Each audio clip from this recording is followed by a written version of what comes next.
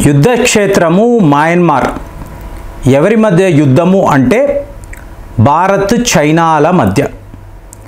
అంటే మార్చి 29 ఆపరేషన్ బ్రహ్మ అంటూ మన దేశం నుంచి అంటే ఇండియన్ ఎయిర్ ఫోర్స్కి సంబంధించిన గ్లోబ్ మాస్టర్ అంటారు కదా, C-130J అని అంటారు. జే అంటే జంబో, మీకు ప్రపంచంలో అతిపెద్ద విమానం. సో ఇందులో 15 టన్నుల మీకు మందులు అనండి, ఆహారము, అలాగే తక్కిన అవసరాలు. అంటే కొన్ని ప్లేసెస్లో అయితే టెంపరీగా మనము ఆపరేషన్ థియేటర్స్ను కూడా అక్కడ నిర్మించాల్సి వచ్చింది. బెడ్స్ అనండి, మీకు సర్జరీలు, ఎన్నో రకాలుగా అంటే మెడికల్ అసిస్టెన్స్. ఇందులో 123 ఇండియన్ ఆర్మీకి సంబంధించిన సైనికులు, అలాగే నేషనల్ డిజాస్టర్ రెస్పాన్స్ ఫోర్స్ అంటారు చూసారా, వీళ్లకు సంబంధించిన సిబ్బంది, అలాగే వైద్య నిపుణులు. సో వీళ్ళందరూ కూడా ఎందుకు మయన్మార్లో ఒక అతిపెద్ద భూకంపము, అక్కడ ప్రజలు మీకు డెబ్రీస్ కింద చిక్కుకుపోయి ఉన్నారు, వాళ్ళని కాపాడాలి, వాళ్లకు సరైన సమయంలో ఈ మెడికల్ అసిస్టెన్స్ ఇవ్వాలి. ఇదే మన ఆపరేషన్ బ్రహ్మ. చాలా అద్భుతంగా చేశాం. ఇలా ప్రపంచంలో ఎక్కడ ఏ దేశము ఇబ్బందులు పడినా the first country to stand there ఎవరు అంటే భారత్. ఇది ప్రపంచము ఇవాళ చాలా గొప్పగా చెప్పుకుంటారు. అవసరము అంటే ముందు భారత్ను సంప్రదించాలి, SOS అనేది భారత్కు వెళ్ళాలి, అందరికీ అర్థమైంది. కానీ కొన్ని దేశాలు ఈ మంచిని కూడా తట్టుకోలేరండి. మీరు మంచి చేస్తున్నారు అంటే కూడా సహించలేరు. ఎక్కడ లేని ద్వేషం. ఇంత పేరు నీకు వచ్చేస్తుందా, ఇంత మంచి చేస్తే ఇంతమంది నిన్ను ఇలా కొనియాడుతున్నారా, నో అంటే మీ మీద వాళ్ళకు ఒక శత్రుత్వం ఉంటుంది, ఒక ద్వేషం ఉంటుంది, మీ మంచిని వాళ్ళు కోరుకోరు. సో ఇప్పుడు మీకు ఈ C-130J అనబడే విమానము వీళ్ళందరినీ ఎక్కించుకొని మయన్మార్ వైపు వెళుతున్నప్పుడు చూడండి, సడన్గా ఈ గ్లోబల్ పొజిషనింగ్ సిస్టమ్ అంటారు చూసారా, GPS నావిగేషన్, ఇందులో తేడా వచ్చింది. అంటే ఒరిజినల్ GPS అనేది అక్కడ మాయమైపోయింది, ఒక ఫేక్ GPS అనేది ప్రత్యక్షమయ్యింది.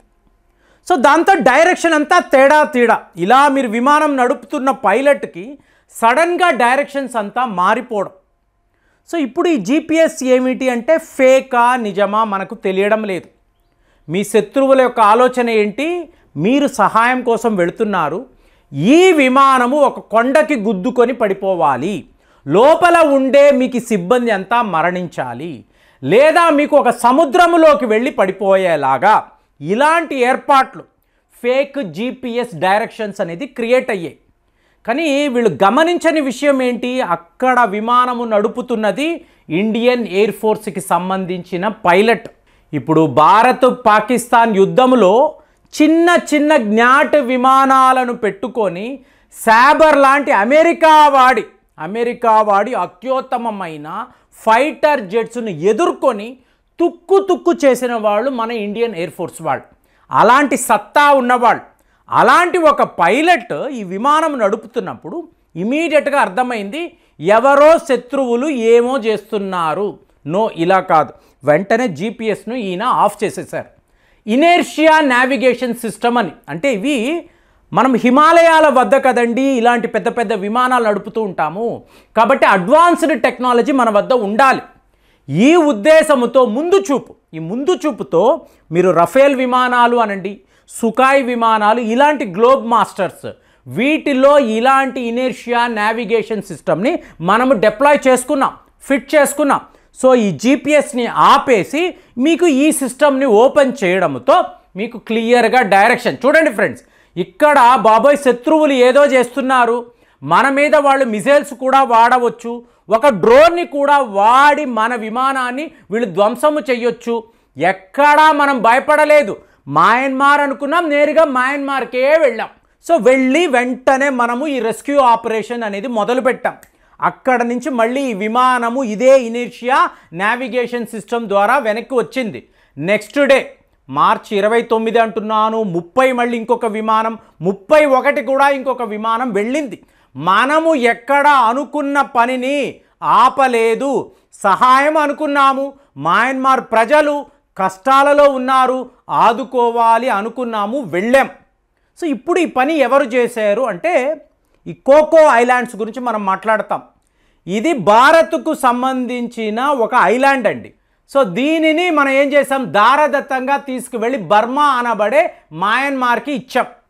సో ఇప్పుడు ఈ మయన్మార్ వాళ్ళు ఏం చేశారు, దీన్ని చైనాకు ఇచ్చారు. ఎలాగైతే పనామా కెనాల్ని మాట్లాడతాం చూసారా, పనామా దేశానికి ఇస్తే వాడు తీసుకెళ్ళి చైనాకి ఇచ్చాడు. డొనాల్డ్ ట్రంప్ గారు మంచి పని చేస్తున్నాడు, మర్యాదగా తిరిగి ఇవ్వరా. మనము కూడా ఇవాళ డిమాండ్ చెయ్యాలండి. నెహ్రూ గారు చేసిన ఈ కుట్రలను అంతా కూడా ఇవాళ మనం ప్రశ్నించాలి. సో ఇప్పుడు ఈ కోకో ఐలాండ్స్ మీకు చైనా వాడి చేతిలో ఉంది. దీని పని ఏంటి, ఈ ఐలాండ్ యొక్క పని ఏమిటి అంటే బే ఆఫ్ బెంగాల్ వద్ద భారత్ ఎలాంటి పరీక్షలు నిర్వహిస్తున్నారు, ఏపీజే అబ్దుల్ కలాం ఐలాండ్స్లో వీళ్ళు ఎలాంటి మిజైల్స్ మీద టెస్టులు చేస్తున్నారు, వీళ్ళ వద్ద ఎలాంటి డ్రోన్లు ఉన్నాయి, హైపర్సానిక్ మిజైల్స్ అంటారు, బ్రహ్మోస్ అంటారు, ఇలాగ వీళ్ళు హై లెవెల్లో అడ్వాన్స్డ్ టెక్నాలజీని వీళ్ళు వాడుతున్నారు. దీనిని గమనించడానికి ఈ కోకో ఐలాండ్స్లో వాడు పెద్ద పెద్ద రేడార్స్ పెట్టుకొని తన మిలిటరీ ఇన్ఫ్రాస్ట్రక్చర్ డెవలప్ చేసి మన మీద నిఘా పెడుతున్నాడు. మన భూభాగము బర్మాకి ఇస్తే వాడు చైనాకి ఇచ్చాడు. సో ఇక్కడ ఈ ప్రాంతం చాలా చేరువలో మన విమానం ఎగురుతున్నప్పుడు ఇక్కడే ఈ సమస్య అనేది వచ్చింది. ఇది ఇవాళ మన యుద్ధ నిపుణులు చెప్తున్నారు. అంటే 100% చైనా వాడి పనే. చైనా వాడి హ్యాకర్స్ దీన్ని ఏమంటారు, స్పూఫింగ్ అంటారు. జీపీఎస్ స్పూఫింగ్ అంటే ఫేక్ జీపీఎస్ను అక్కడ క్రియేట్ చేయడం, మీ విమానాల్లో ఇన్స్టాల్ చేయడం.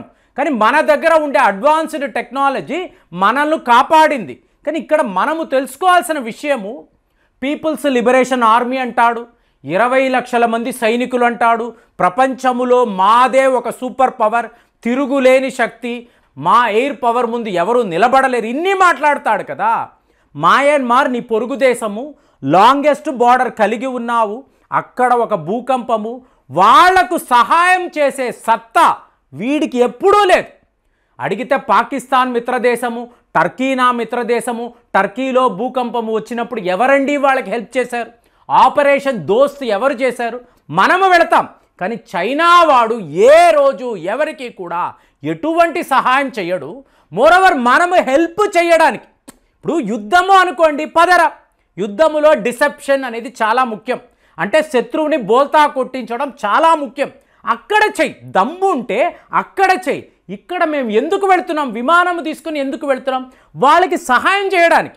హ్యూమానిటేరియన్ గ్రౌండ్స్లో అక్కడ కష్టం, వాళ్ళు చాలా కష్టపడుతున్నారు, మన సహాయం కోరుతున్నారు. నువ్వు వచ్చావా, 500 మంది పీపుల్స్ లిబరేషన్ ఆర్మీకి చెందిన వాళ్ళు ఎప్పుడు మయన్మార్లో ఉంటారండి.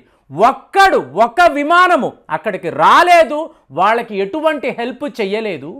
ఫైనల్గా మనము వెళితే, మనము సిద్ధపడిపోయి అయ్యో వెళ్ళాలి ఆదుకోవాలని మనము వెళితే వాడు మన విమానాన్నే ఇలాగ తప్పుదోవ పట్టించి ఫేక్ జీపీఎస్ని పెట్టి మన విమానాలను కూల్చాలనే ప్రయత్నం చేశాడంటే ఎలాంటి దుర్మార్గం చూడండి. పోయిన వీడియోలో కూడా మాట్లాడాను, చైనా మీద ఎందుకు మనకి ఇలాంటి ప్రతీకారం అంటే ఏ రోజు కూడా వాడిని నమ్మకూడదు.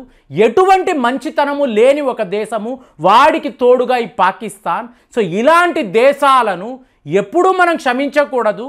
ఇవాళ కూడా ఒక మంచి అన్నప్పుడు కూడా వాడు ఇలాంటి అడ్డమైన పనులు, దుర్మార్గాన్ని చేస్తున్నాడంటే వాళ్ళ విషయంలో మనం ఎంత కఠినంగా ఉండాలి ఆలోచించి మీరు కామెంట్స్లో రాయండి. మళ్ళీ వచ్చే వీడియోలో కలుద్దాం. జై హింద్.